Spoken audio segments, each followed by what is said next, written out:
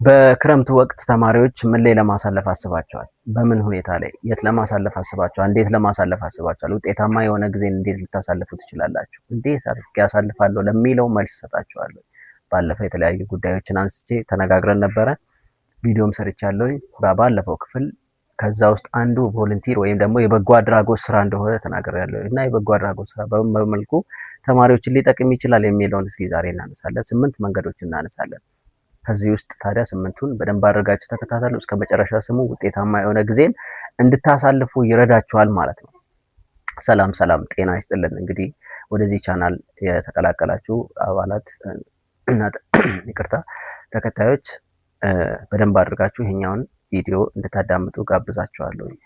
በክረምት ወቅት ተማሪዎች እንግዲህ የበጎ አድራጎት ወይም ቮለንቲር ወርክ ላይ ቮለንቲር ስራ ላይ በመሳተፋቸው የሚያገኟቸው 8 ጥቅሞች አሉ። እነዚህ 8 ጥቅሞች ታዲያ ምን ምንድን ናቸው? ለተማሪዎች ምን አስተዋጽኦ አላቸው? የሚለውን ጥቅሞች በደንብ በዝርዝር የምናያቸው ይሆናል። የመጀመሪያውን አንደኛው ክህሎታቸውን ለማዳበር ወይም ደግሞ ስኪል ዴቨሎፕመንት ነው። ምንድን ነው ክህሎታቸው እንዴት ሊያዳብር ይችላል የበጎ አድራጎት ስራ ወይም ደግሞ ስኪል ዴቨሎፕመንት ላይ እንዴት አስተዋጽኦ ሊያደርግላቸው ይችላል የሚለውን የምናይ ይሆናል። የመጀመሪያው ለምሳሌ ክህሎታቸውን እንዴት ያዳብራሉ የሚለው ተማሪዎች በክረምት ጊዜያቸው የእረፍት ጊዜያቸው በበጎ ፍቃድ ተግባራት ላይ መሳተፋቸው ዘርፈ ብዙ ጥቅም ያመጣላቸዋል። በተለይ የ21ኛው ክፍለ ዘመን ስኪል ወይም 21 ሴንቸሪ ስኪል የምንላቸውን ነገሮች በደንብ አድርገው ማውጣት እንዲችሉ፣ እንዲተገብሩ፣ እንዲለማመዷቸው አስተዋጽኦና እድል ይፈጥርላቸዋል ማለት ነው። እንዴት? ለምሳሌ በቡድን ነው የሚሰሩት። ይሄ የበጎ አድራጎት ስራ አንድ ሰው ወይም ሁለት ሰው የሚሰራው ሳይሆን ብዙ ሰዎች አንድ ላይ ሆነው የሚሰሩት ቲም ወርኪንግ ስኪልን ዴቨሎፕ ወይም ደግሞ የቡድን ስራን ዴቨሎፕ ማድረግ ይችላሉ። ከዛ ብዙ በተጨማሪ ደግሞ ሊደርሺፕ ስኪልን በቡድን ሲሰራ እንግዲህ ቡድኑን ሊድ የሚያደርግ ሰው ያስፈልጋል። በዛ ውስጥ ሊደርሺፕን ኤክሰርሳይዝ እንዲያደርጉ እድልን ይፈጥርላቸዋል ማለት ነው። ያ ከዛ በተጨማሪ የአመራር ብቃት ወይም ሊደርሺፕ ብቻም አይደለም። ከዚህ በተጨማሪ ተግባቦት ወይም ደግሞ ኮሚኒኬሽን ስኪላቸውን የተለያዩ ሰዎች ጋር ሲሰሩ አብሮ የተለያየ አይነት ኮሚኒኬት ያደርጋሉ፣ በተለያየ መንገድ ይነጋገራሉ። ሰው ይሄ ተነጋግሮ መግባባት ኮሚኒኬሽን ስኪል ወይም ተግባቦት ላይ ትልቅ አስተዋጽኦ ያደርግላቸዋል ማለት ነው። እንዲሁም ችግር ፈቺነት ወይም ፕሮብለም ሶልቪንግ፣ ይሄ እነዚህ 21ኛው ክፍለ ዘመን 21 ሴንቸሪ ስኪል የምንላቸውን በቀላሉ መረዳት እንዲችሉ ወይም ደግሞ ስኪል ራሳቸው ላይ ቫልዩ አድ እንዲያደርጉ እድል ይሰጣቸዋል። ስለዚህ ተማሪዎች በደንብ አድርጋችሁ የበጎ አድራጎት ስራ ላይ እንድትሳተፉ ትልቅ አስተዋጽኦ አድርጋለሁ፣ ምክሬንም እሰጣለሁ ማለት ነው። ሁለተኛ ኔትወርክ መፍጠር ወይም ኔትወርኪንግ ኦፖርቹኒቲስ ኢት ክሬትስ አን ኦፖርቹኒቲ ለማን? ለተማሪዎች ማለት ነው። ምን አይነት ኦፖርቹኒቲ? ኔትወርኪንግ። እንዴት አይነት ኔትወርኪንግ? እዚህ ላይ ሲሳተፉ የበጎ አድራጎት ስራ ላይ ሲሳተፉ ተማሪዎች የሚሳተፉት ከአንድ ሰው ከሁለት ሰው ጋር አይደለም፣ ከተለያየ ቦታ የተውጣጡ ተማሪዎች ጋር ነው። ከተለያየ ቦታ የተውጣጡ ሰዎች ጋር ነው የሚሳተፉት። ለምሳሌ የሙያ ማህበራት ወይንም ደግሞ ፕሮፌሽናል አሶሲዬሽን ሊደርስ ኦፍ ፕሮፌሽናል አሶሲዬሽን የሙያ ማህበራት መሪዎች ይኖራሉ። የማህበረሰብ አንቂዎች፣ የማህበረሰብ መሪዎች፣ ባለስልጣናት ከተለያየ ቦታ የሚመጡ ሰዎች አሉ። እነዚህ ሰዎች ጋር የመገናኘት እድሉን ይፈጥራል ማለት ነው። ይሄ ደግሞ ለነገ ህይወታቸው ትልቁን አስተዋጽኦ ይፈጥራል። ቼን ይፈጥርላቸዋል፣ ትስስር ይፈጥርላቸዋል፣ የስራ እድል ይፈጥርላቸዋል፣ ብዙ አስተዋጽኦ ያደርግላቸዋል ማለት ነው። ከሰዎች ጋር ኮኔክሽን እንዲፈጥሩ ኔትወርኪንግ እንዲፈጥሩ እድል ይሰጣቸዋል ማለት ነው። ሶስተኛው ምንድነው ለሚለው የማህበረሰብ ተሳትፎ ወይም ደግሞ ኮሚኒቲ ኢንጌጅመንት ነው። ኮሚኒቲ ኢንጌጅመንት ብዙዎቻችን በተለይ በትምህርት ቤት በአዲስ አበባ ወይም ደግሞ በከተማ ላይ የሚኖሩ ተማሪዎች ይህንን ያጡታል። ይሄኛውን ስኪል ምን ማለት ነው? ማህበረሰባችን የት እንዳለ፣ ምን አይነት ማህበረሰብ እንዳለ፣ ከተለያየ ማህበረሰብ ውስጥ ምን አይነት የኑሮ ዘይቤ እንደሚኖር፣ ምን አይነት ፋይናንሻል ሲቹዌሽን ወይም ስታተስ ላይ እንዳለ ማህበረሰባችንን ብዙ ያለማወቅ ነገር አለ። ስለዚህ ይሄ ግን ኮሚኒቲ ኢንጌጅመንት ይሄንን እድል ይፈጥርላቸዋል ለተማሪዎች። በተለይ ከአሉበት ቦታ ወጣ ብሎ በመስራት ምን አይነት ማህበረሰብ አለን፣ የማህበረሰባችን እሴት ምን ይመስላል፣ ቫሊዩ፣ ከስተም፣ ካልቸሩ ምን ይመስላል፣ ማህበረሰቡ እንዴት ነው፣ ያመጋገብ ስርዓቱ፣ ቋንቋው እንዴት ነው፣ ምን ይመስላል የሚለውን በተለይ ወጣ ብሎ ለሚሰሩ ተማሪዎች እድል ይሰጣቸዋል ማለት ነው። ስለዚህ በዋነኝነት ይሄ ኮሚኒቲ ኢንጌጅመንት ማህበረሰቡ ምን ይመስላል፣ ማህበረሰባችን ምን ይመስላል፣ ነገ ከዚህ ከተማሪ ውስጥ ነው ሀገራችንን የሚመራ ተቋማትን የሚመራ የሚወጣ። ስለዚህ ስለ ማህበረሰቡ አንደርስታንዲንግ እንዲኖራቸው ትልቅ አስተዋጽኦ ያደርግላቸዋል ማለት ነው። ይሄ ብቻ አይደለም፣ ስለ ማህበረሰቡ ፍላጎት ማህበረሰባችን ምን ይፈልጋል የሚለውን በደንብ አድርጎ አይደንቲፋይ ማድረግ፣ ነገ አመራር ቦታ ላይ ሲቀመጡ ስለ ማህበረሰቡ ግንዛቤ ሲኖራቸው ማህበረሰቡ ያለውን ችግር ለመቅረፍ የማህበረሰቡን ፍላጎት ለማሟላት እድል ይሰጣቸዋል። ከማህበረሰቡ ጋር ተስማምተው ወግና እሴቱን ጠብቀው እንዲኖሩም ትልቅ አስተዋጽኦ ያደርግላቸዋል ማለት ነው። ይሄ ብቻ አይደለም። በተማሪዎች ውስጥ ያለው የኃላፊነት ስሜት ነገ ስልጣን ቢይዙ ወይም ደግሞ የሆነ ቦታ ላይ ትልቅ ኃላፊነት ቦታ ላይ ቢቀመጡ እድል ይሰጣቸዋል። የማህበረሰቡን ችግር በመቅረፍ ኃላፊነት እንዲሰማቸው እድል ያደርጋቸዋል ማለት ነው። አራተኛው የግለሰባዊ እድገት ነው። ግለሰባዊ እድገት ወይም ፐርሰናል ዴቨሎፕመንት ነው።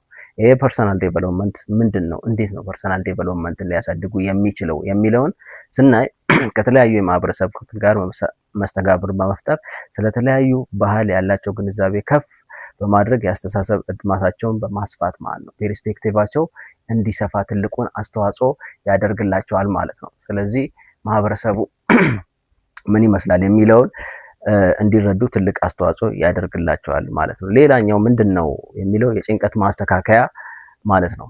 የጭንቀት ማስተካከያ ወይም ሪሊፍ ፍሮም ስትረስ። አምስተኛው የጭንቀት ማስተካከያ ሪሊፍ ፍሮም ስትረስ።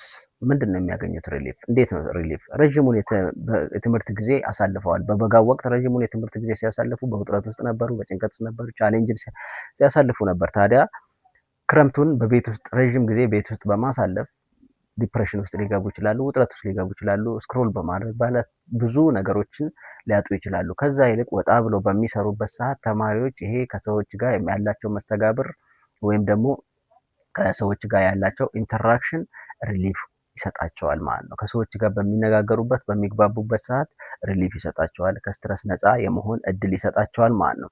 ተማሪዎች ትርጉም ያለው ነገር ላይ መሳተፋቸው የአእምሮ ሰላምና እርካታ እንዲያገኙ የማህበረሰቡን ችግር በተወሰነ መጠን ቀርፎ ሲያዩ ትልቅ እረፍት ይሰጣቸዋል፣ የአእምሮ ሰላም ይሰጣቸዋል ማለት ነው። ስለዚህ በዚህ መልኩ የበጎ አድራጎት ስራ ላይ መሳተፍ ለተማሪዎች በበጋ ወቅት ያለውን እረፍት፣ ጭንቀት ይቀንስላቸዋል፣ ችግር ፈቺነትን ይለማመዳሉ፣ የማህበረሰቡን ችግርም የመፍታት እድሉን ይሰጣቸዋል ማለት ነው። ስድስተኛው ታዲያ በራስ መተማመናቸውን እንዲጨምራል ወይም ደግሞ ኢንክሪዝ ሰልፍ ኮንፊደንስ። እንዴት አድርጎ ነው በጎ አድራጎት ስራ ሊቀንስላቸው የሚችለው ሰልፍ ኮንፊደንሳቸውን?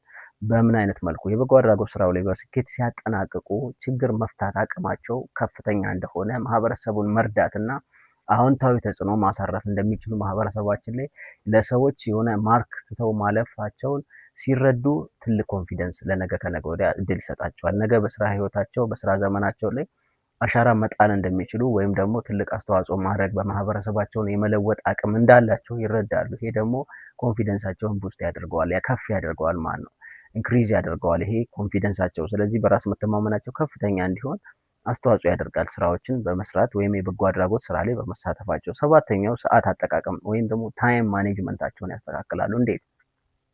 የበጎ አድራጎትን ብቻ ሲሰሩ አይደለም ያሳልፉት። ከጎን ለጎን ደግሞ ሳይድ ሀስል ይኖራቸዋል። የተለያየ ስራዎች ላይ ሊሳተፉ ይችላሉ። እነዚህ የተለያዩ ስራዎች ላይ መሳተፋቸው ታዲያ በአላቸው ስራ ወይም ደግሞ ሰዓታቸውን በአግባቡ መጠቀም እንዴት እንደሚችሉ አስተዋጽኦ ያደርግላቸዋል ማለት ነው። ስለዚህ አስተዋጽኦ ትልቅ ነው ማለት ነው። ሰዓታቸውን የበጎ አድራጎት ስራ ነው። የጎን ይቅርታ ሳይድ ሀስል ደግሞ ይኖራቸዋል።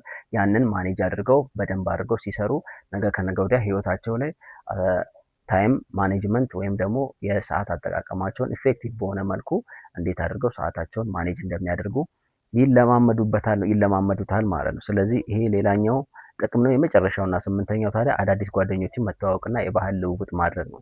የበጎ አድራጎት ላይ የሚሳተፉ ከአንድ አካባቢ ወይም ደግሞ ከአንድ ቋንቋ ከአንድ ብሔር የተውጣጣ የሆነ ብቻ ሳይሆን ከተለያየ ማህበረሰብ ከተለያየ ብሔር የተውጣጣ ሰዎች ስለተሳተፉ የተለያየ ቋንቋ፣ የተለያየ እሴት፣ የተለያየ ካልቸር፣ ሂስቶሪካል ባክግራውንድ፣ ፋይናንሻል ስታተስ ያላቸው ሰዎች ስለሚሳተፉ ከነዚህ ጋር በሚፈጥሩት ኢንተራክሽን የካልቸራል ኤክስቼንጅ፣ ላንጉጅ ኤክስቼንጅ የተለያዩ ነገሮችን ዴቨሎፕ ሊያደርጉ ይችላሉ። ኮሚኒኬሽን ስለ ሰዎች ባህል በደንብ አድርገው ሊረዱ ይችላሉ። ከዚህ በተጨማሪ ከተለያየ ባህልና ከመጡ ሰዎች ጋራ የባህል ልውውጥ ያደርጋሉ ማለት ነው። ስለዚህ ስለ ሀገራቸው ያላቸው ፔርስፔክቲቭ አንድ ቋንቋ ብቻ እንዳልሆነ የሚነገረው አንድ ብሔር ወይ አንድ ሃይማኖት ብቻ እንዳልሆነ ከተለያየ ሰዎች ጋር ሲገናኙ የተለያየ ብሔር እንዳለ የተለያዩ ብሔራት ደግሞ የራሳቸው የሆነ እሴት እንዳላቸው ካልቸር እንዳላቸው ሪኮግናይዝ እንዲያደርጉ አክሴፕት እንዲያደርጉ ኦፕን ማይንድድ እንዲሆኑ ትልቅ አስተዋጽኦ ያደርግላቸዋል። ስለዚህ በዚህ ስራ ላይ መሳተፍ ትልቅ አስተዋጽኦ አለው። ሰዎችን ከመርዳት ባሻገር ራስ ላይ ትልቅ አስተዋጽኦ ያመጣል። በመጨረሻ ግን ራስን ማሳደግ ብቻ ሳይሆን ሌላውን ማህበረሰብንም የመርዳት አጋጣሚን ያገኛሉ ማለት ነው። ስለምታዳምጡ አመሰግናለሁ።